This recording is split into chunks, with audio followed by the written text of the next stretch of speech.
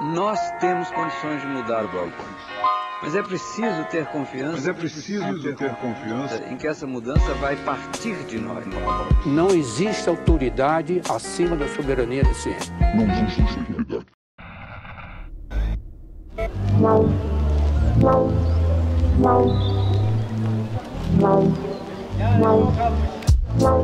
Bem-vindos a mais um episódio do Nós da Nutrição, um podcast sobre nutrição e seu contexto na vida contemporânea. Aqui quem fala é Pablo Couto. E eu sou a Tayana Lindemann e hoje temos mais um Papo Feito com um pessoal que foi indicado lá no episódio 45, nosso PF 45, que foi o episódio em que a gente conversou com a Mariana Robin, que é nutricionista, que participou desse episódio falando sobre a atuação dela na residência durante a pandemia, no Rio de Janeiro, e sobre os resultados da pesquisa da Rede Pensan.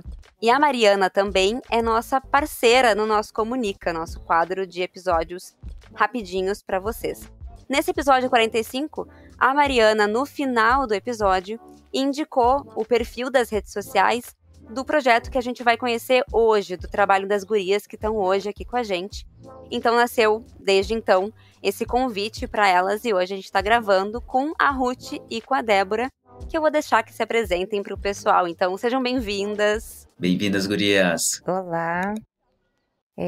Agradecer a oportunidade de estar aqui, poder falar desse projeto que é muito importante, né, na nossa trajetória acadêmica, na nossa vida pessoal, né? Agradecer a oportunidade de estar aqui. Bom, gostaria de agradecer também. Eu sou a Débora, sou nutricionista, me formei na UFRJ do campus de Macaé. A Ruth foi minha professora logo no início da graduação, e aí fui me aproximando do projeto de extensão, acompanhei toda a construção e estou aí junto com ela até hoje, né? Me formei em nutrição, fiz residência em saúde da família e hoje estou fazendo mestrado em educação e saúde na UFRJ também, no Instituto NUTS. Que legal isso da junção da prof com a aluna naquele momento, né? E agora juntas trabalhando. A gente está muito feliz, inclusive, de trazer pessoas do Rio para diversificar os nossos convidados, né, Pablo? É verdade, não ficar só nos gaúchos. Nossa, que a gente tem um problema aqui, gurias. Bom, vocês já perceberam que a gente tá sempre falando gurias, né? Até desculpa, daqui a pouco vocês não gostam de ser chamadas assim. A gente tem um problema, meninas, que a gente só chama gente aqui do Sul. E daí a gente sempre fica preocupado, né? Porque o pessoal, nossa, mas essa gente. E a gente começou a desencantar quando a gente trouxe a Caroline. Isso. E dali em diante a gente sempre conseguiu. Então a gente está duplamente contente de receber vocês aqui. Primeiro porque a gente viu, né, o perfil de vocês, que é o Culinafro, @culinafro_UFRJ no Instagram, e tem também site, né, muito bacana, tem um Linktree ali com vários links, acessem, pessoal, é muito legal mesmo, a produção de conteúdo do projeto é super interessante, e daí a gente ficou, nossa, a gente quer realmente gravar, e a pessoa que indicou vocês para nós, para a gente entrar em contato, a Mari Robin, nossa amiga conhecida, ela falou super bem do projeto de vocês, porque ela trabalha em várias comunidades do Rio, ela ainda está trabalhando aí, pela residência também, e como eu tô contente de saber que a Débora trabalhou com a Ruth e agora ela tá junto no projeto e fazendo outras coisas, porque a gente gravou há pouco tempo com uma ex-professora nossa. Então, a gente também tem essa perspectiva de como a graduação, ela colabora para os processos de desenvolvimento de projetos que às vezes são super impactantes em alguns aspectos, né?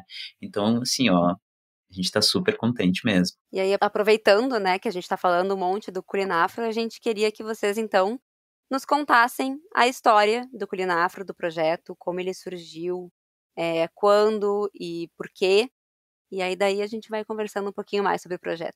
Acho que eu posso começar contando um pouco também desse olhar, desse lugar de aluna, né, de estudante que estava entrando na universidade no curso de nutrição em 2013 e conheci a Ruth na minha primeira disciplina de saúde da comunidade, que tratava do SUS, né, enquanto política pública. E foi literalmente a primeira aula que eu tive do curso de nutrição. Nossa, que maravilha! Já chegou com uma perspectiva muito boa da nutrição. Sim, sim. Isso vai se perdendo pensando em grade curricular ao longo do curso, né? Mas também os demais espaços que dentro da disciplina, da grade curricular, né? Os demais espaços dentro da grade curricular, que falavam então do SUS também, muitos deles a Ruth também estava compondo, né? Como professora da saúde coletiva. Acho que ela pode falar muito melhor do que eu sobre isso. Enfim, então eu conheci, foi a minha primeira professora negra, e isso foi um marco muito importante para mim, na minha trajetória, e até hoje. E fui me aproximando, né? Nós tivemos oportunidade de fazer alguns projetos em praças públicas antes do Culinafro existir enquanto projeto de pesquisa e extensão, né? E o Culinafro nasce, ele começa a ser alimentado aí em 2013, no início de 2014, na verdade, que nós começamos a estudar um pouco sobre comida afro-brasileira, sobre alimentação afro-brasileira, e aí vamos desenhando o projeto de extensão. E aí, nesse primeiro momento, tendo a culinária afro-brasileira como promotora de alimentação saudável no ambiente escolar. Então, a gente discutia sobre comida afro-brasileira dentro da escola, então discutia PNAE também, e no segmento de educação de jovens e adultos. E aí nós vamos nos aproximando da Secretaria de Educação do município de Macaé, que é na região norte fluminense do estado do Rio de Janeiro. Acho que é importante para a gente localizar, né, como vocês falaram que a maioria dos episódios são de pessoas do sul, localizar onde é que está Macaé no estado do Rio de Janeiro, né? Sim, por favor. Isso. Então é uma universidade que está na região norte fluminense, que é denominada, né? E a UFRJ Macaé, né, ela vem do projeto de interiorização das universidades, dos institutos federais, né, das universidades públicas. Então, se eu não me engano, ela foi estruturada aqui no município de Macaé em 2009. Enfim, então, isso é só para localizar onde é que está, né, a universidade. E aí, voltando então para 2014, que foi quando começou a desenhar o Culinafro enquanto projeto de extensão, que ainda não tinha esse nome.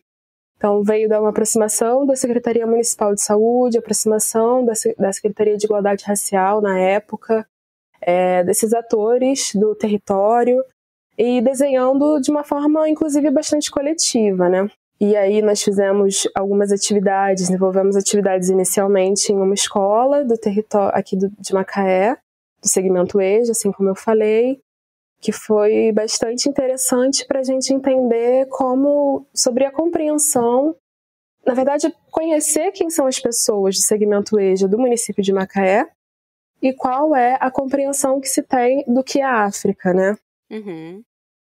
Então, nesse primeiro momento, isso nós já estamos em 2014, 2015, se eu não me engano, 2015, que nós, de fato, entramos no território da escola.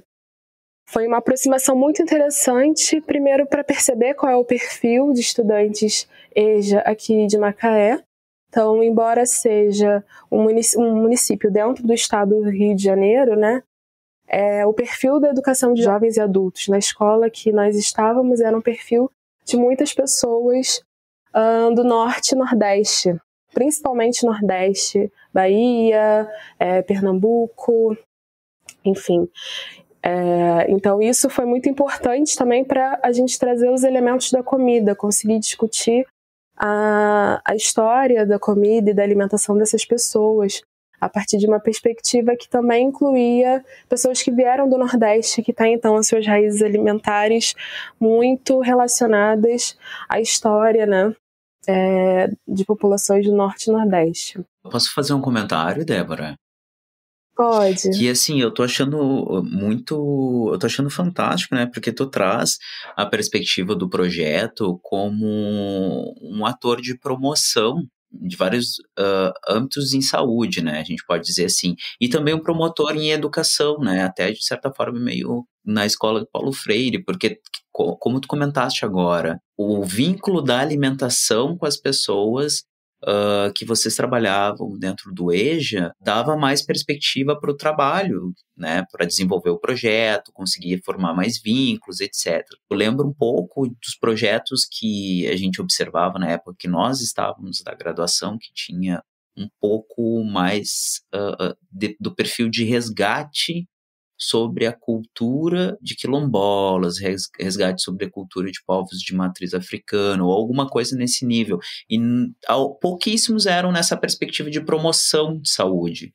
Então, quando tu traz isso agora, me vem à cabeça que faz muito sentido, justamente nessa toada que tu falou, da forma de promoção de educação, do vínculo com o jovem, do vínculo com o adulto, né? É bem interessante mesmo, pode continuar. Uhum. Muito importante a sua fala, que eu acabei não comentando o fato que é fundamental e é muito importante indicar, assim. O Culinafro, enquanto projeto de pesquisa e extensão, foi o primeiro do polo universitário daqui de Macaé, que trabalhava com o segmento EJA. Existiam outros projetos que trabalhavam na escola, né, que tinha uma atuação no ambiente escolar, mas com o segmento EJA, o Culinafro foi o primeiro projeto de extensão, e também que fizesse um recorte para as relações étnico-raciais, né? Então, utilizando o caminho de discutir comida, discutir história alimentar, discutir também acesso à comida, e a partir disso falar também sobre racismo, né? Então, utilizar a comida enquanto eixo que vai estruturar todo o processo de pesquisa, mas a partir disso a gente também fala de racismo, né? E desse silenciamento tanto dessas pessoas, da educação de jovens e adultos, que é um perfil de população negra, majoritariamente negra, e aqui em Macaé, muitos deles nordestinos. Macaé tem um perfil, acho que é importante dizer isso também, não sei se, eu imagino que seja amplamente divulgado pelo Brasil, não sei. Mas acho que é melhor dizer. Macaé é conhecida como a capital nacional do petróleo, né? Então, da década de 70 para cá, houve uma migração muito forte de pessoas de várias regiões do país para trabalhar mesmo com essa questão da exploração de petróleo, enfim.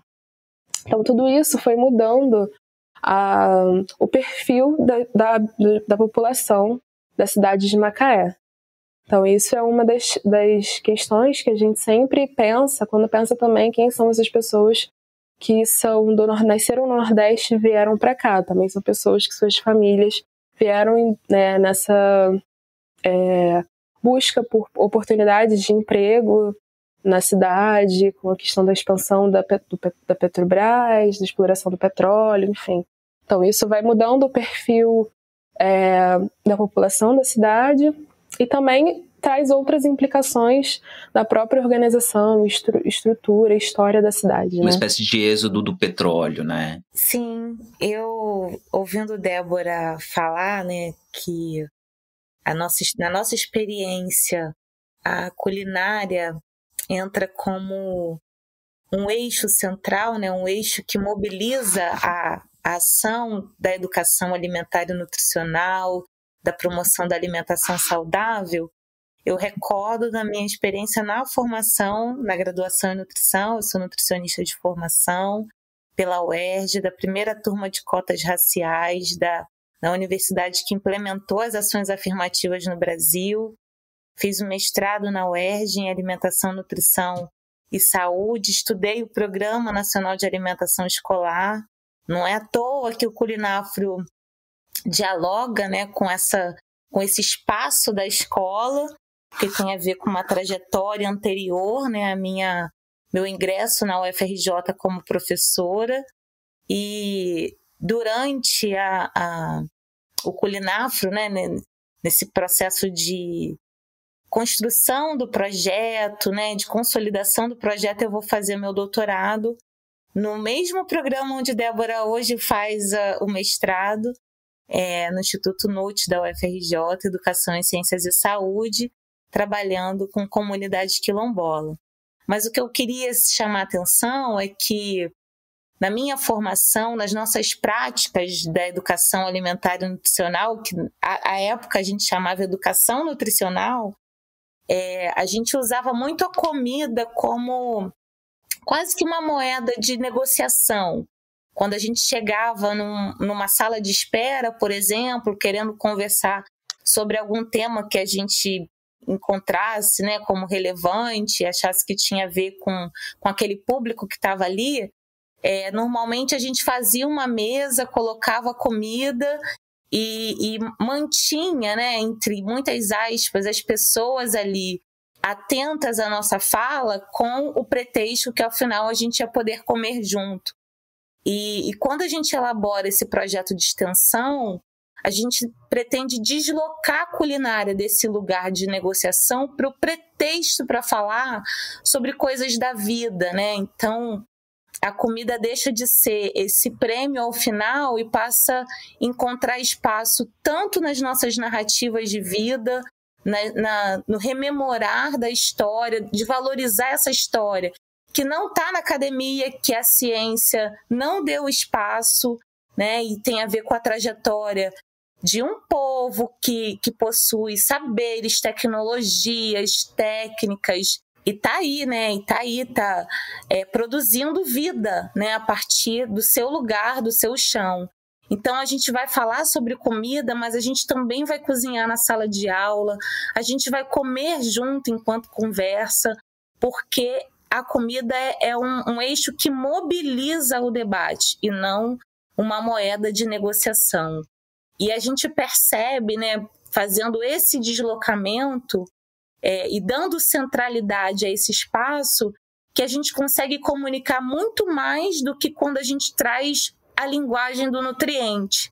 Especialmente na EJA, a Débora vai lembrar que quando a gente traça o perfil dos estudantes, né, dessa escola onde a gente trabalha, todos eles tinham algum envolvimento com a cozinha, seja preparando, seja fazendo a feira, organizando, limpando, e quase não havia experiências do comer fora, comer em restaurante, lanchonete. Então era um espaço muito do comum, do cotidiano, né? Era fácil falar sobre receitas, sobre as técnicas, e foi assim para a gente uma descoberta, né? Uma descoberta feliz, assim, que nos tocou muito, né? E poder romper com esse lugar onde muitos de nós, né, e muitas de nós nutricionistas aprendemos a deslocar ou colocar a cozinha e a culinária num lugar de menor valor. Não sei nem o que falar depois dessa aula que a gente recebeu agora, maravilhosa, sobre alimentação. Meu Deus, que coisa linda. E vocês começaram o projeto em 2014, né? Deve ter acontecido muita coisa lá desde essa data, assim. Muita coisa para 7 anos de história. Então, querem falar um pouquinho, assim, sobre tudo que foi produzido pelo Linktree de vocês no Instagram? Tem tanta coisa de documento maravilhoso que vocês trazem, então queria ouvir um pouquinho de vocês nesse sentido também. Se a Débora puder contar a história da pesquisa que ela realizou, eu ia adorar ouvir. A gente também. Agora eu tô bem curioso. Então. Sim, é uma pesquisa que eu sempre conto muito mexida, muito emocionada, e também sempre me move bastante, né? Então, entrando em 2013, eu me formei em 2018. E aí, a minha pesquisa, o meu trabalho de conclusão de curso, ele veio muito de uma inquietação minha, lá de 2014, de um questionamento de uma professora. Então, eu, recém-chegando na universidade, apresentando o meu primeiro trabalho na Semana de Integração Acadêmica e falando sobre a culinária brasileira como promotora da alimentação saudável.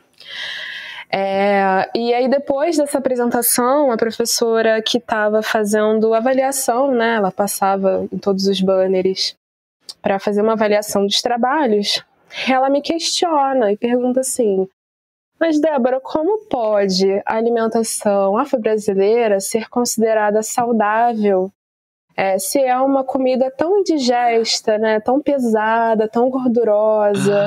O que vocês pretendem fazer? Vocês pretendem fazer releituras das comidas? E aí eu fiquei, chocado, né, com uma cara chocada. Ai, gente.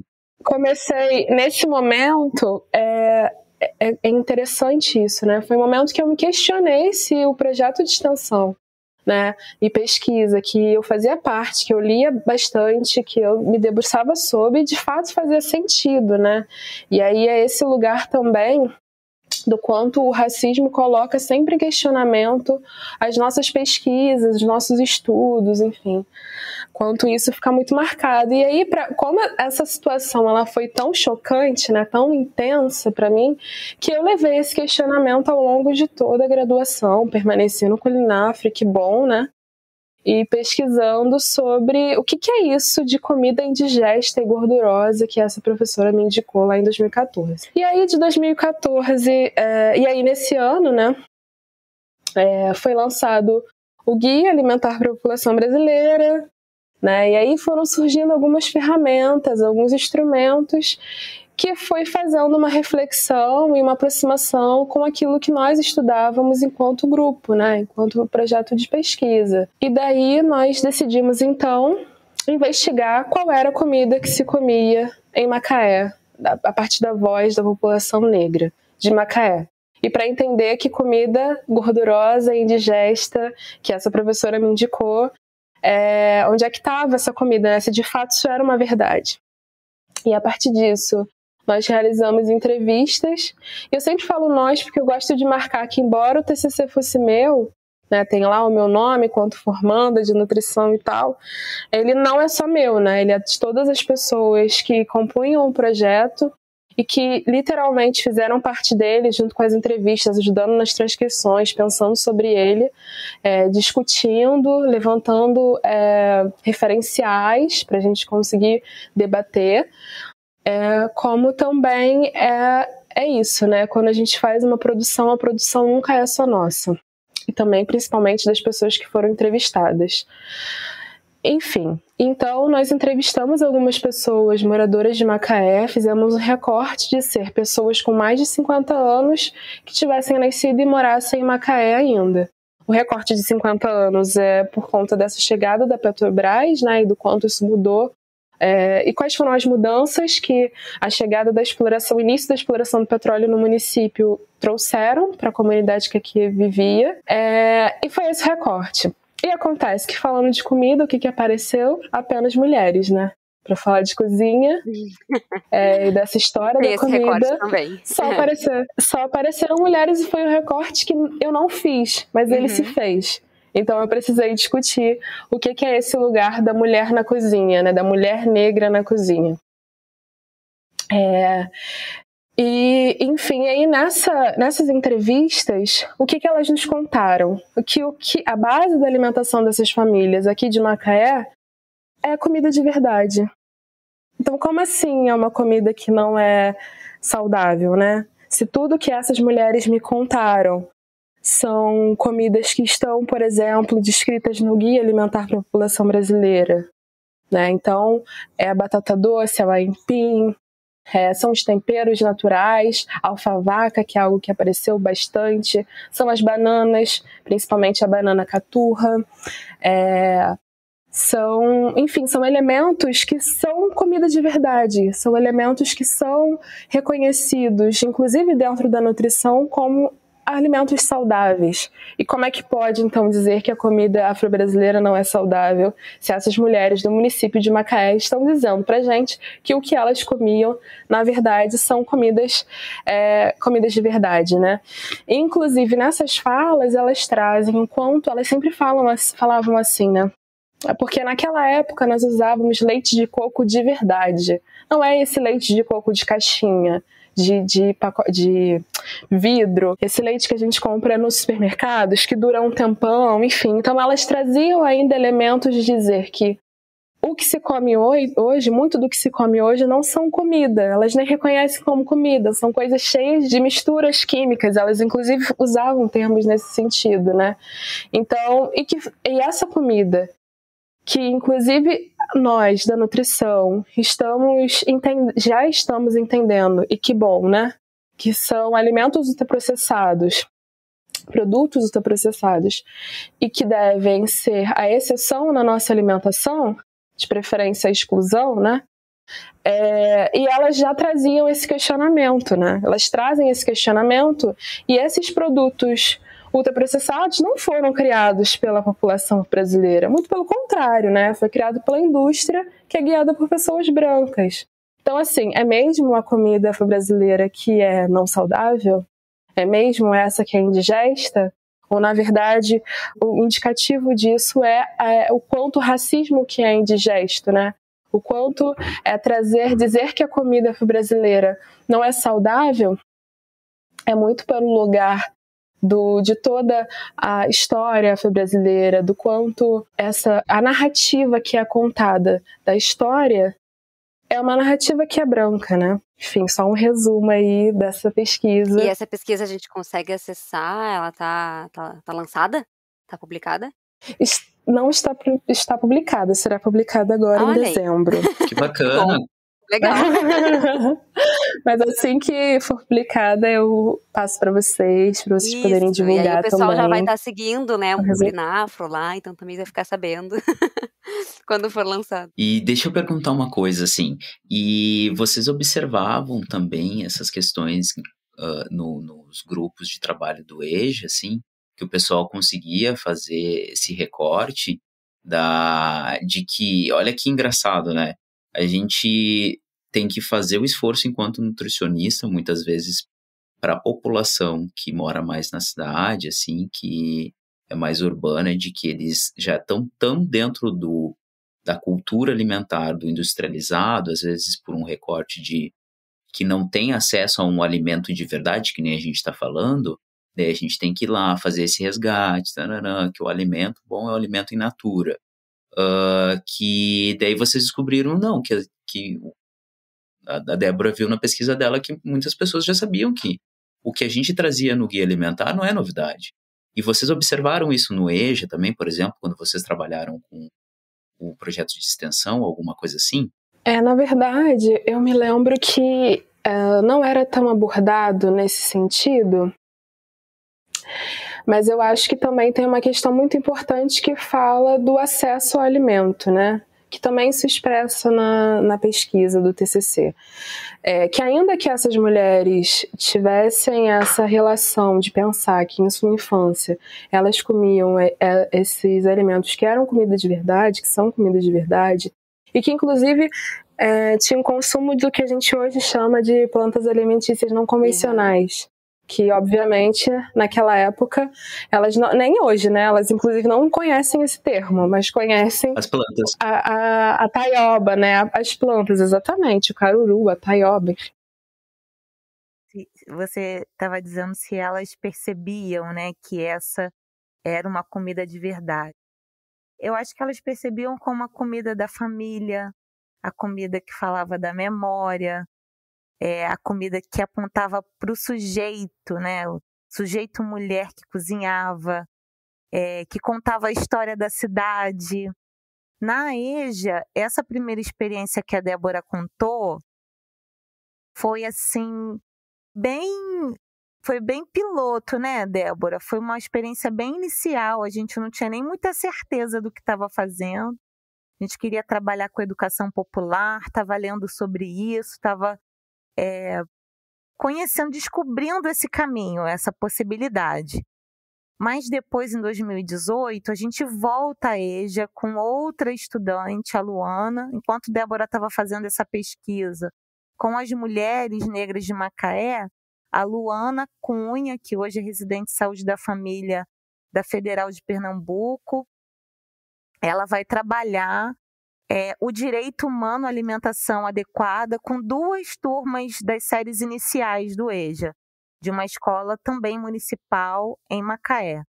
E aí a gente decide elaborar uma série de encontros, né, sempre tendo a comida como elemento central. Então, por exemplo, o primeiro encontro que a gente faz, a gente pergunta, né, para os estudantes, faz várias rodas de diálogo para que elas falassem das memórias alimentares. E aí alguns estudantes não interagiam oralmente, né? Alguns estudantes com deficiência. mas desenhavam, né, interagiam com a gente a partir de outras linguagens. E a gente viu na turma bastante interesse em comentar, né, em comunicar sobre esse tema da comida. E nesse primeiro encontro, a gente elege como tema gerador a farinha de mandioca, porque fazia parte da história de vida de boa parte dos estudantes, ou que tinham trabalhado em casa de farinha, ou já tinham plantado mandioca, ou apreciavam essa farinha, né, no dia a dia, na comida, né, nos preparos. E aí, no segundo encontro, a gente vai cozinhar junto com eles. Então, a gente faz o mingau de tapioca, a farofa, cozinha e conversa. E o tema era esse, né, o direito humano à alimentação adequada. Então, aparece várias denúncias, né, dessa questão do acesso ao alimento, essa escassez do alimento a partir da trajetória, né, do mês. Então, no começo, você tem uma variedade de comida e no final do mês isso vai ficando mais escasso, né? Você tem poucos alimentos para compor a alimentação. O quanto a alimentação escolar é importante, né, ter a garantia de vir do trabalho e jantar na escola antes de entrar na sala de aula era importante para aqueles estudantes.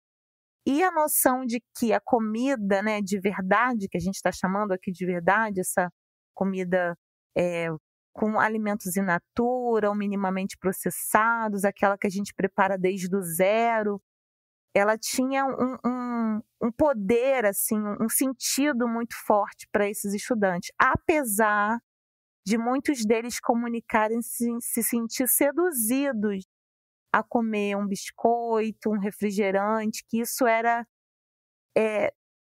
o consumo, né? A estratégia de consumo, de promover o desejo de consumir, chegava a essas pessoas também, né? Elas não estavam alheias a essa investida da indústria de produtos alimentícios. Eles reconheciam que não era uma comida, mas se sentiam estimulados, né, tocados a esse desejo de consumir, o que não era possível por conta da renda, né? Foi isso que eles enunciaram para a gente. E eu estava lendo um pouquinho sobre o Culinafro antes, porque eu não me aguento, então eu fui ler um pouquinho o que tinha na internet. E aí eu vi também um trabalho que vocês fizeram, deixa eu só ver o nome do local, na região de Machadinha, que é uma comunidade quilombola que tem no município de Quissamã, é isso?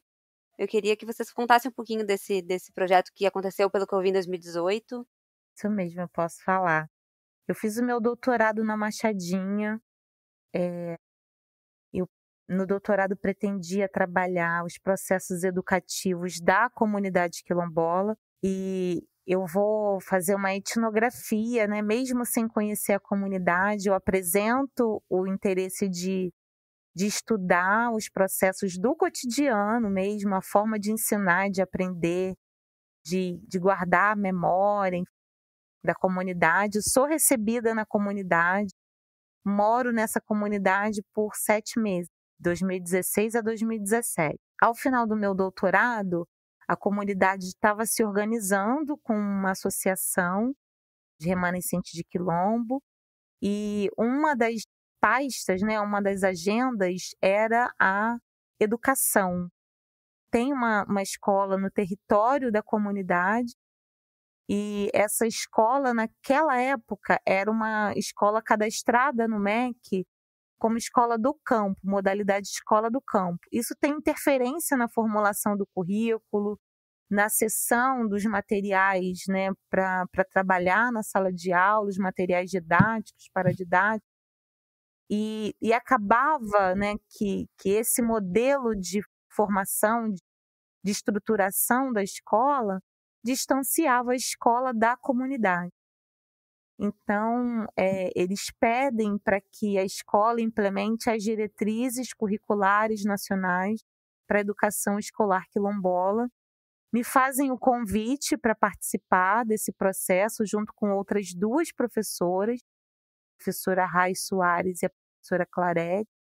da UF, Rio das Ostras, campus, né?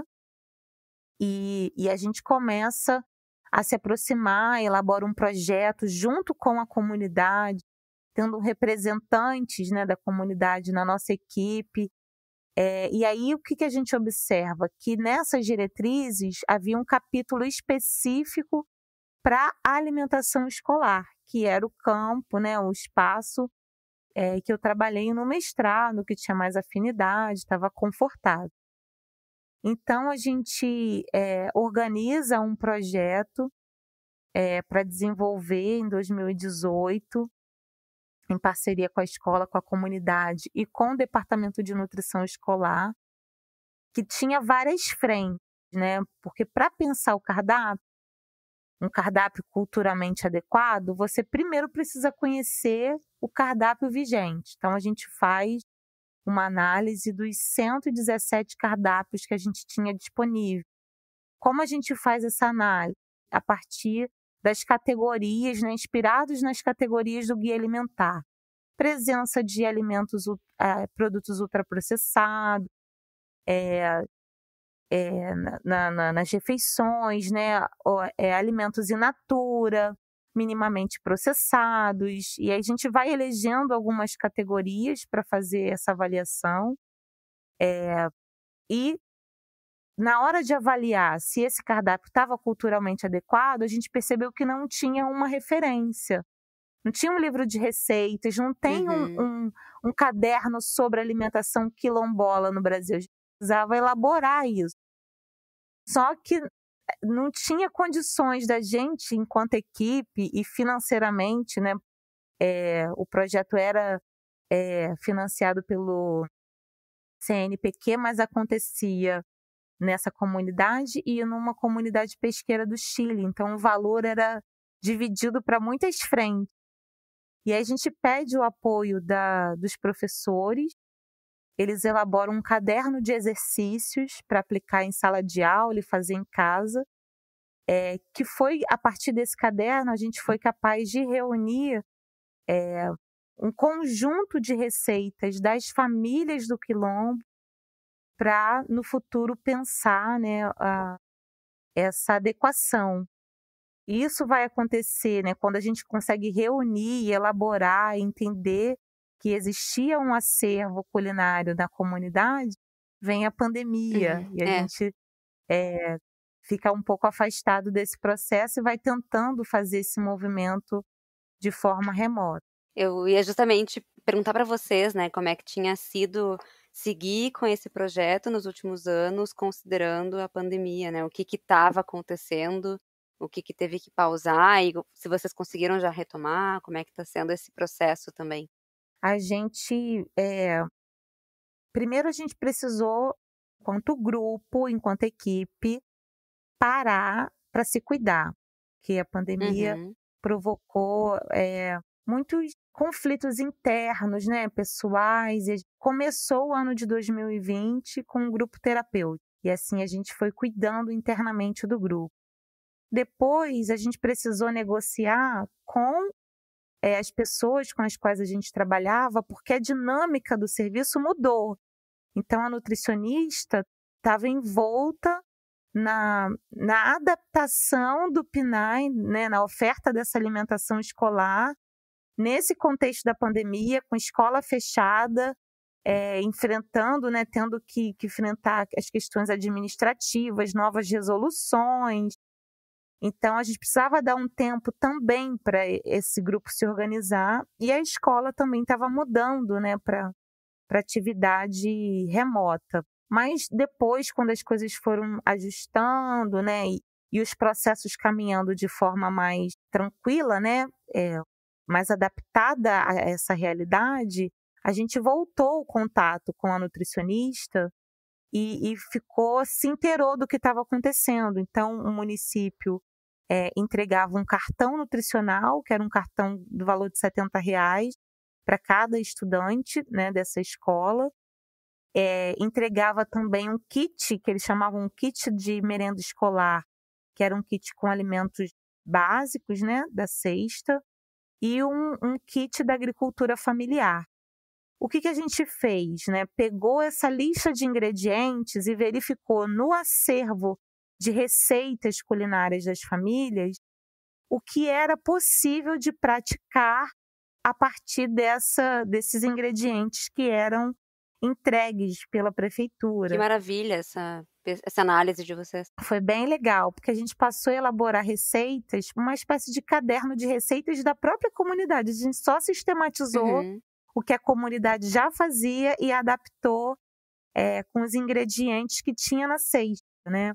Por exemplo, a farofa apareceu nas receitas que os estudantes listaram lá, nesse caderno de exercício. E a gente tinha na cesta a beterraba, então a gente propôs a farofa rosa, que é a farofa feita com beterraba ralada. E por aí foi, né? E aí foi bem bacana, porque a gente viu a nutricionista muito aberta a essa experiência, indo para uma escola, para uma cozinha, junto com a equipe, experimentar, testar algumas receitas e já idealizando, né, o ingresso dessas receitas no cardápio escolar de 2022.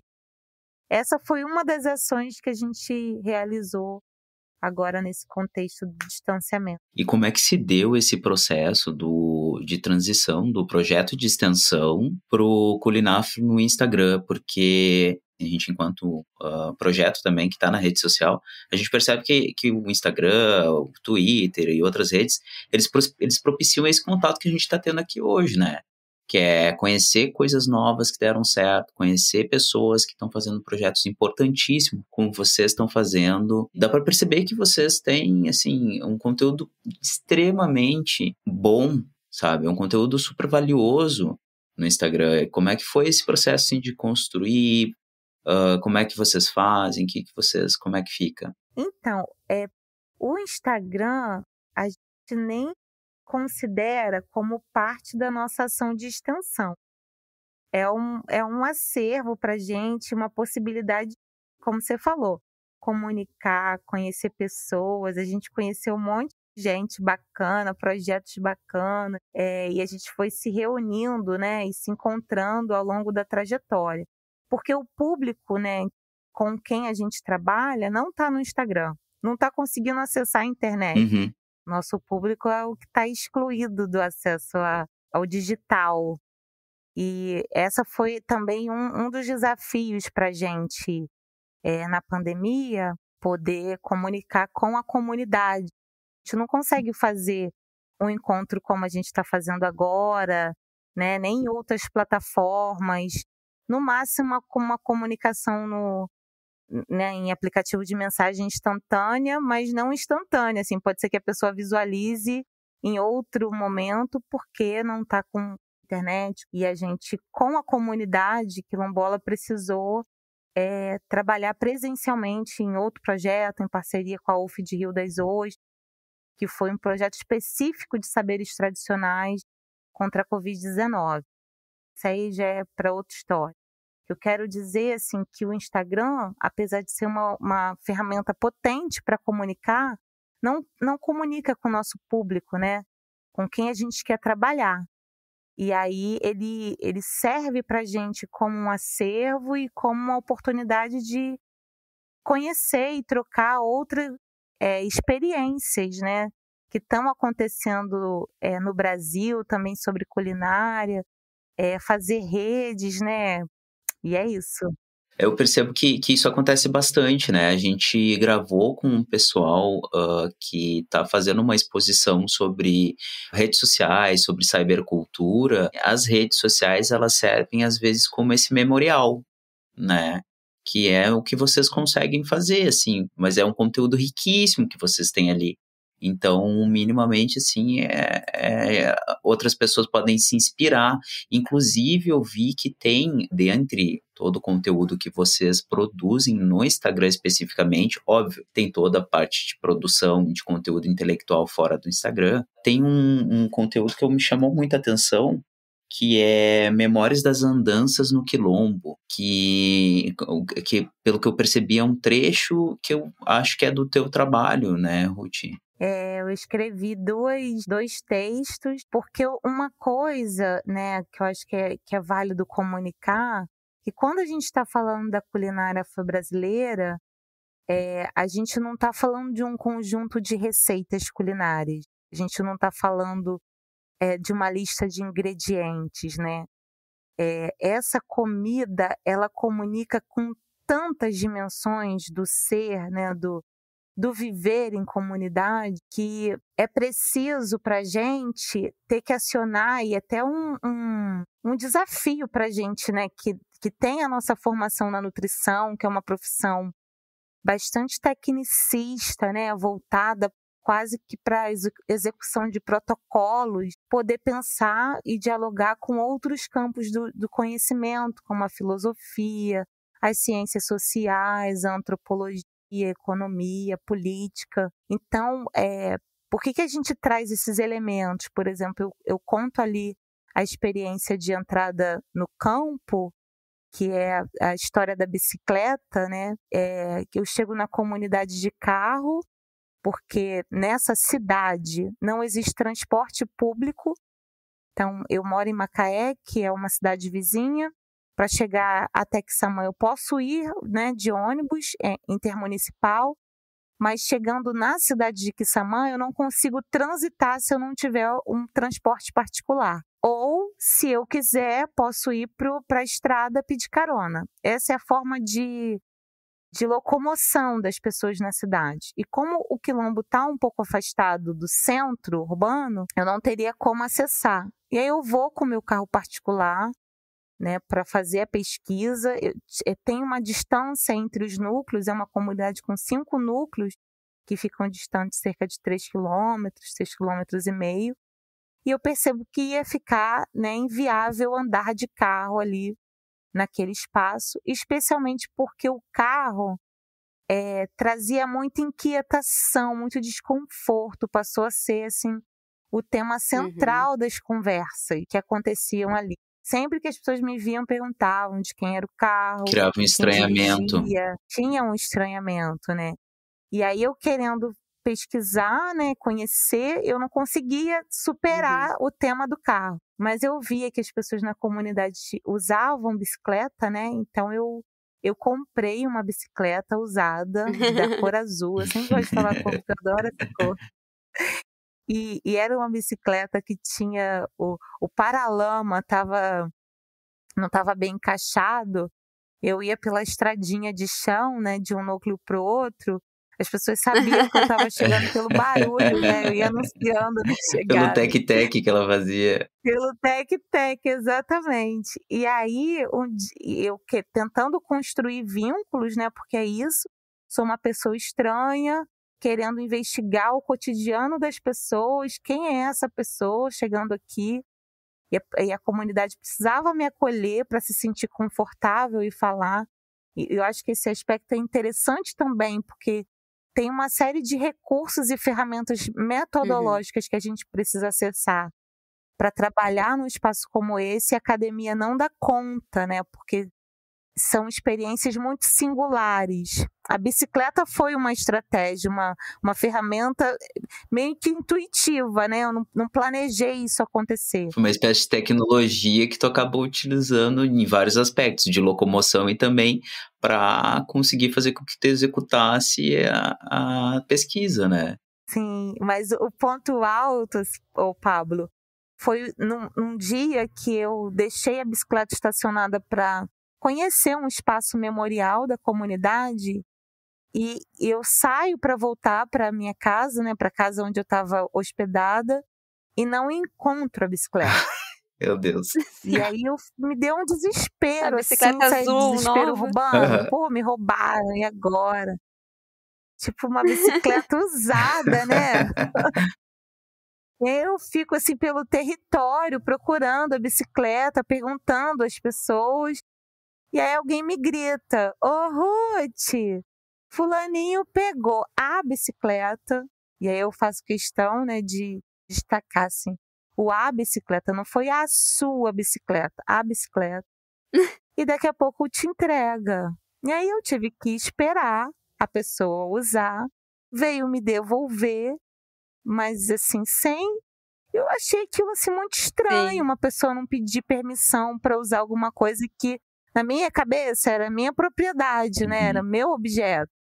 E aí a pessoa me devolve como se fosse dela também, e eu fico assim com aquele questionamento. Isso começa a acontecer muitas vezes, né? Eu deixava a bicicleta, meio que já saía do lugar despreocupada. Eu sabia que a bicicleta não estaria ali. Aí alguém sempre me gritava assim, Ruth! Vou ficar esperando voltar com a bicicleta. Que coisa maravilhosa isso. Mas depois, assim, caiu a ficha. Eu falei, opa, peraí. Eu fui acolhida, a comunidade me recebeu. Porque existe uma ética, né, que a gente estuda na filosofia, que é muito evidente nas experiências de comunidade negra, que é a ética Ubuntu. Uma percepção de que eu sou um sujeito a partir do coletivo que está comigo, né? Seja o coletivo de identidades individualmente, né? Reconhecer que eu não sou uma, eu sou muitas identidades possíveis, mas também reconhecer que a minha existência depende do outro. Então, eu sou porque nós somos, né? E aí, aquilo que eu estudava no texto, a comunidade me apresentou na prática. Então, você está se inteirando aqui? Então, a bicicleta também é nossa, né? Então, ser nossa significa que você também está acolhida aqui como nossa, para circular, para estar com a gente, para estar nas festas. Então, eu fui para enterro, eu fui para festa de aniversário, eu trabalhei em horta, eu limpei cozinha, eu fui participar das ações da comunidade. E eu conto isso porque não tem como falar da cozinha daquele espaço sem mencionar essa ideia que supera a ideia de propriedade privada, mercantil, burguesa, que essa sociedade ocidental, patriarcal, brancocêntrica tem como visão de mundo. Nessa comunidade, não. O quintal é meu, mas o quintal é do vizinho também, porque o vizinho entra, pega coisa aqui, cultiva a horta comigo. Eu separo, né, as cascas da minha cozinha que eu não usei para alimentar o porco da outra casa, e quando ele mata o porco, divide comigo. Então, é uma lógica do coletivo que eles me ensinaram na prática. Ruth, você leu isso no texto, né? Mas espera aí. Aí pega a minha bicicleta para ensinar o que é viver em coletividade. Eu queria aproveitar a fala da Ruth para pensar do quanto isso também apareceu na pesquisa de TCC, no meu trabalho de conclusão, como elemento passado. E é muito interessante a Ruth trazer isso da vivência do Quilombo, de que esse sentido de coletividade ele é muito, muito forte, muito evidente, né? E se mantém na comunidade de Machadinha, por exemplo. E que é essa lógica do coletivo e da partilha. E eu volto para a comida, né? O que essas mulheres entrevistadas falavam muito é que não importa se no meu terreno eu planto batata e você é pescador e vende peixe, e eu não tenho dinheiro para comprar o seu peixe, eu posso trocar a minha batata com o seu peixe. Ou então você pode me entregar o peixe que você pescou e eu vou fazer uma comida para todo mundo. Né? Então, esse senso de coletividade, da partilha, que ela não é pela troca do mercado e do dinheiro, né? É uma outra lógica de organização e que é pautada dessa partilha, dessa coletividade. Então, quando a Ruth fala da bicicleta, é interessante, porque é isso, a bicicleta não era dela, é da comunidade. Então, as plantações, os pés, enfim, a comida que era plantada também não era só deles, era da comunidade. O porco, se matava um porco, era da comunidade. A canjica, que é um clássico que elas contavam muito, né? Uma coisa que todas as entrevistas apareceram. No período de junho, que é a colheita do milho, e aí elas inclusive informam isso, a questão de fazer as panelonas de canjica, que era compartilhada. A ideia era fazer muita canjica mesmo, porque sabia que a vizinha ia chegar, que ia receber visitas e que para todo mundo partilhar dessa comida, né? Então é uma lógica que é uma lógica a partir da coletividade. É uma vida que não visa o lucro, né? Exatamente. Eu só queria contar o final da história, porque as pessoas que deu sempre com me ela? perguntam, e a bicicleta? É óbvio, né? Não sei onde está, eu não faço ideia, assim.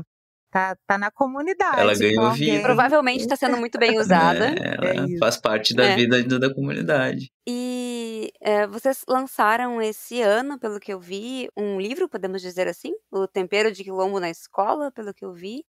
Foi esse ano, né? Foi esse ano, a gente lançou esse ano. E fale um pouquinho dele, assim, como é que ele surgiu. Então, esse livro, eu digo que é um livro em processo, porque ele não é um relatório de um trabalho que encerrou. Isso é inspirado num livro do Paulo Freire chamado Cartas à Guiné-Bissau, inclusive deixo como recomendação desde já para quem está ouvindo acessar, um livro belíssimo, assim, muito tocante. Já está anotado. Em que esse intelectual, professor, né, maravilhoso, desenvolve um trabalho em parceria com a equipe de Guiné-Bissau. E aí ele toma a atitude corajosa de expor as cartas que ele trocava com as lideranças desse país. E ele diz, é uma experiência em processo.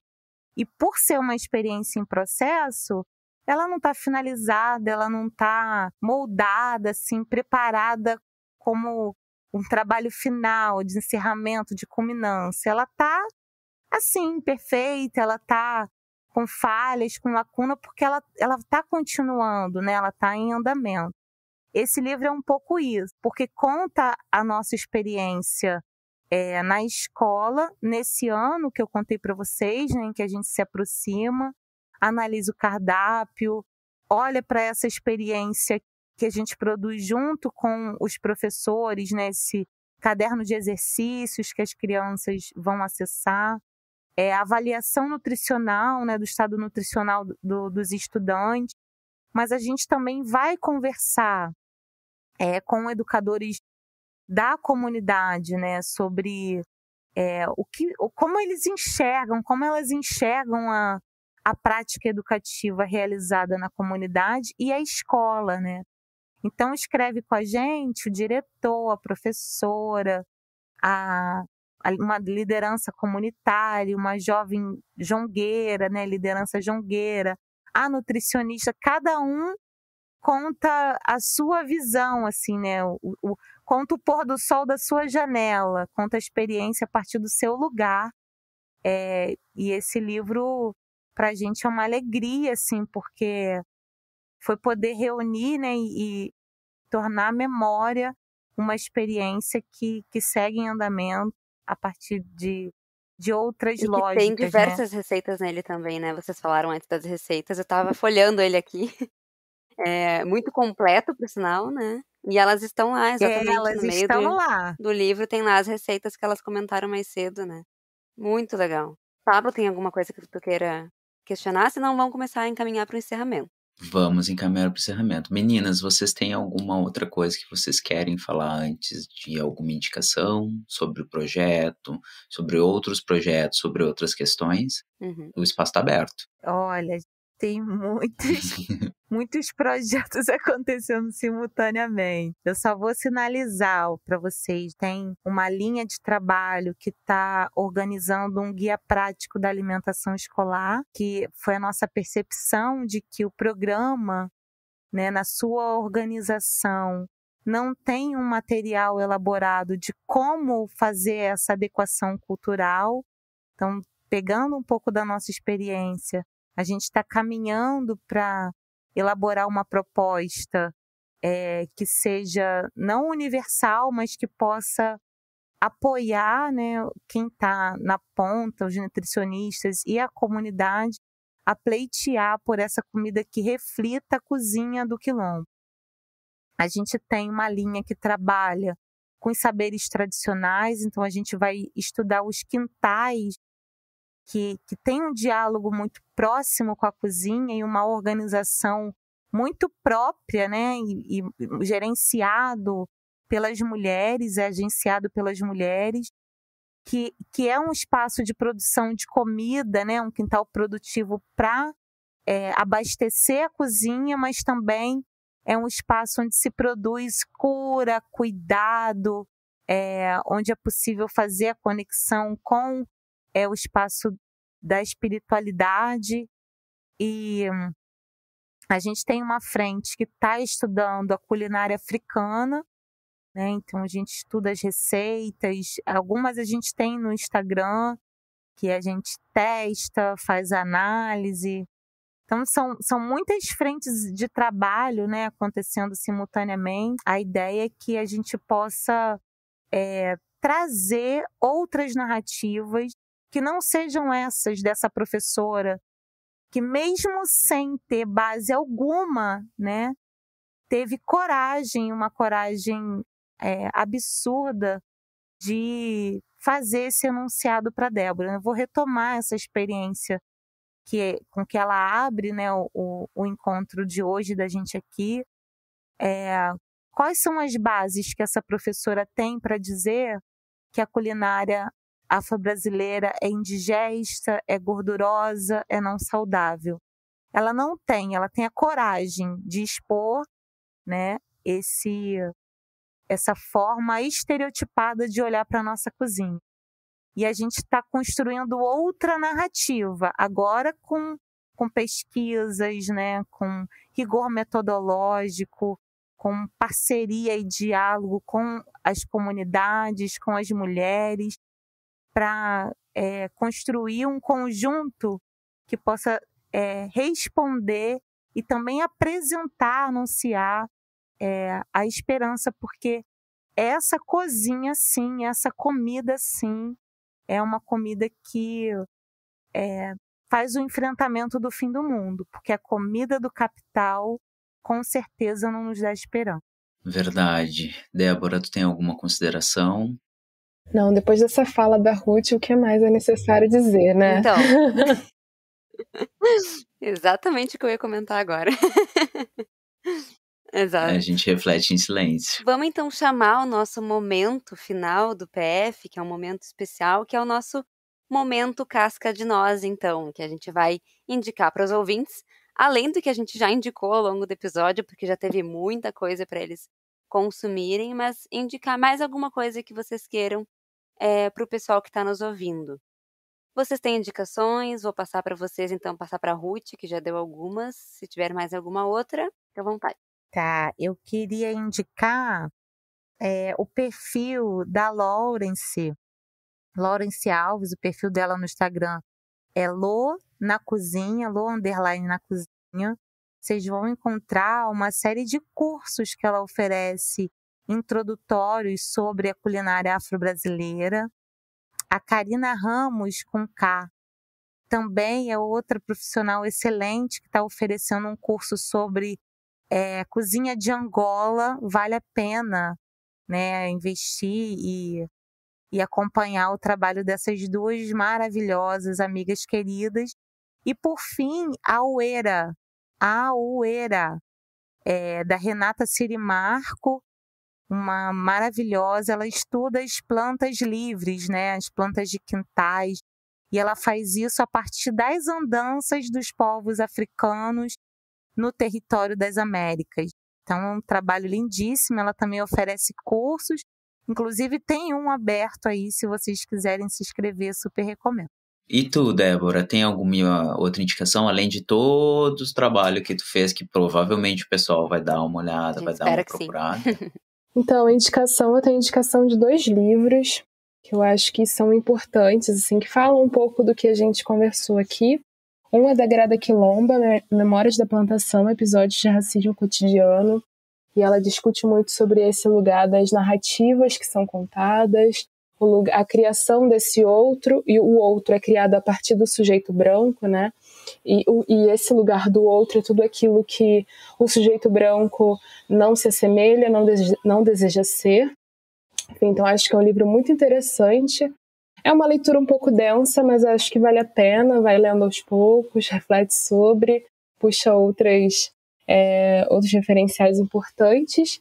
E outro que é um livro mais curto, mas eu tenho sentido que ele é muito importante, é o lugar de fala da Djamila Ribeiro. Tenho percebido muito a utilização de lugar de fala de uma forma que é um pouco equivocada, né?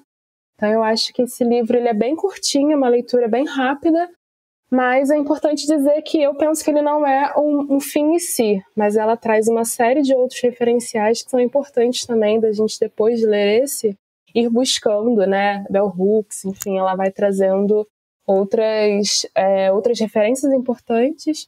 Eu acho que vale a pena ir se aprofundando. E é uma leitura bem rápida, é um livro que deve ter umas 100 páginas só. Então, num dia, acaba rapidamente.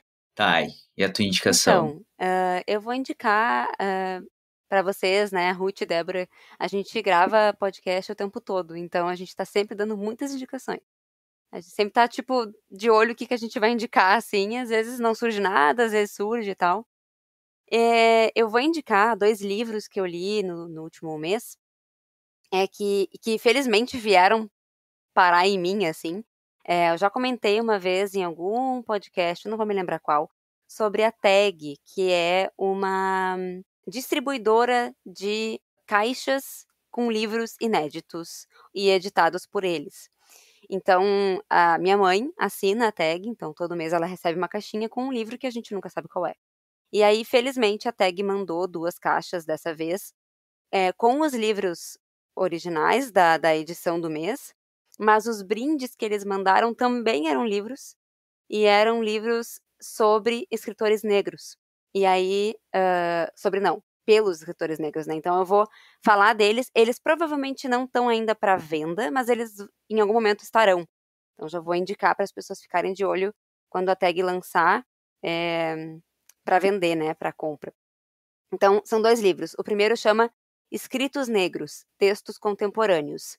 Então, é uma coletânea inédita de 6 autores, que eles definem como, né, bastante diferentes entre si, compondo um mosaico de temas e nacionalidades que debatem sobre literatura e derivados no mundo contemporâneo.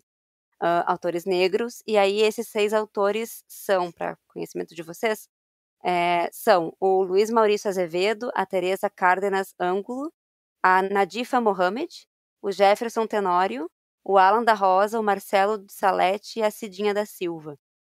E aí cada um tem o seu texto aqui, trazendo bem à vontade o que eles gostariam de trazer sobre essa questão da literatura negra contemporânea. E aí o outro livro chama Uma Outra História, Textos Contemporâneos, também uma coletânea de 6 autores que falam sobre negritude, literatura e identidade. E aí os autores são a Zélia Amador de Deus, o Itamar Vieira Júnior, a Djamila Ribeiro, eu não sei se eu vou falar certo o nome dela, me desculpa, a Edvige Danticat, não sei como é que fala. O Alan da Rosa, o Marcelo de Salete, o Alain Mabancou e outros. Então, são livros ótimos, com textos incríveis, cada um do seu jeito de escrever, cada um trazendo uma visão diferente sobre literatura, então, bem interessantes. E a última indicação é o nosso episódio do podcast, o episódio 18 que a gente lançou no podcast, que foi um especial do ano passado, que a gente já lançou. Na verdade, quem produziu as falas desse podcast foram justamente convidadas, né, que a gente chamou e que hoje fazem parte do nosso clubinho de parceiras do Nosso Comunica, que é o episódio Vidas Negras na Nutrição. E aí a gente teve de convidada, então, a Marina Meirelles, a Aline Jerônimo e a Bruna de Oliveira, conversando sobre essas, né, as vidas negras dentro da área da nutrição e todos os aspectos relacionados a isso, que é um dos nossos episódios mais especiais, assim, que a gente tem muito orgulho de ter organizado, porque quem produziu mesmo foi elas, né? Então, é isso. Eu tenho 2 indicações, mas antes eu queria deixar para vocês seguirem as meninas, né? Tem o arroba no Instagram do projeto das gurias que a Thay indicou agora, que é a Crioula, arroba Crioula, e o Pluralizando a Nutrição, Isso. né, Thay? É muito... Acho que é esse mesmo das gurias, é um bem difícil de falar. Pluralizando a Nutrição e a trava-língua. Bruna Crioula. Isso aí. E também as meninas que estiveram aqui conosco hoje, né, o Culinafro, como a gente mencionou ao longo do episódio, é um perfil lindíssimo, riquíssimo em conteúdo, e indo especialmente para minha indicação, eu finalmente comecei a ler o livro da Marion Nestle, que é Uma Verdade Indigesta. A gente falou bastante sobre como o capital ele molda o pensamento das pessoas com relação à comida, e não é diferente também das pesquisas que estão relacionadas à alimentação, né? Ele consegue botar a mão dele lá e alterar, às vezes, os resultados de pesquisas que vão pautar o que a gente da ciência da nutrição e das ciências da saúde consideram que deve ser correto ou não. Então, ela traz bastante sobre esse, digamos assim, esse plano de fundo do que acontece nas pesquisas. É muito bom mesmo, de fato. A outra indicação que eu tenho é que foi lançado agora, recentemente, no canal do Alimentando Políticas, no YouTube, um mini documentário que fala sobre o poder da indústria dos ultraprocessados. O nome é Big Food, o poder da indústria dos ultraprocessados. Ele foi produzido em parceria com o IDEC e o Nupens, e tá lá no YouTube, vocês podem encontrar, Alimentando Políticas. É bem interessante, assim, é um mini doc curtinho, vale a pena assistir pra gente ir se atualizando e trocando mais informações cada vez mais. Seria isso, mais ou menos, que eu tenho para indicar hoje. Fica o nosso agradecimento, Muito meninas. obrigada. Muitíssimo obrigado, Débora, Ruth. Foi um momento grandiosíssimo para nós. A gente está super contente de ter recebido vocês aqui. Vocês são maravilhosas. O trabalho que vocês fizeram é fantástico. Vocês estão de parabéns. Não só vocês, toda a equipe que ajudou vocês, né? Que às vezes um grupo de pesquisa é enorme. Mas obrigado realmente por terem vindo conversar conosco, né, Thay? E estamos abertos para recebê-las novamente, se vocês quiserem dizer, nós, a nutrição, a gente tem um negócio novo para divulgar, a gente queria falar sobre esse projeto novo, sobre esse estudo novo, esse livro novo.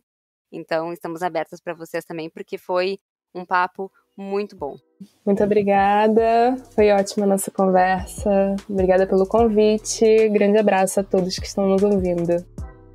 Então, muito obrigada pela participação de vocês, muito obrigada por quem ouviu até aqui também esse episódio, por quem nos acompanha nas redes sociais, e para quem não acompanha, por favor, acompanhe a gente nas redes sociais. A gente está em todas, como Nós a Nutrição, Nós com Z, e a gente também está em todos os streamings de podcast, então Spotify, Deezer, Google, iTunes, a gente está por tudo.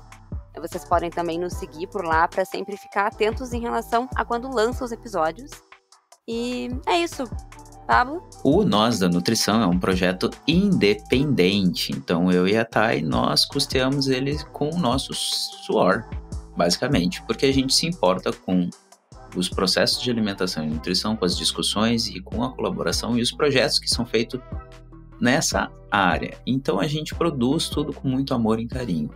Essa mensagem que a Thay falou agora há pouco, ela é realmente uma mensagem de apelo para quem gosta do projeto, que compartilhe e colabore de alguma forma ou de outra. A gente agradece muito mais uma vez e ficamos por aqui. Tchau, tchau. Tchau.